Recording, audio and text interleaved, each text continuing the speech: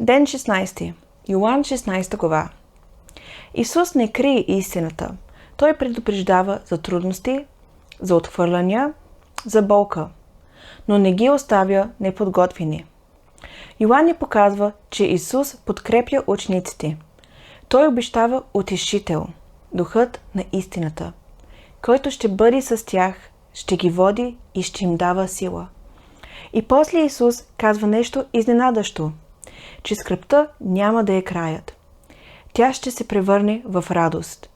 Йоан ни напомня, че Бог не ни обещава живот без болка, а присъствие в нея и радост след нея.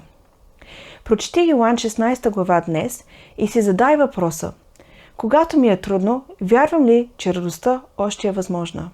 Напомням за лайв на 1 февруари от 18 часа, томболата за луксозната Библия и разговор за Йоан.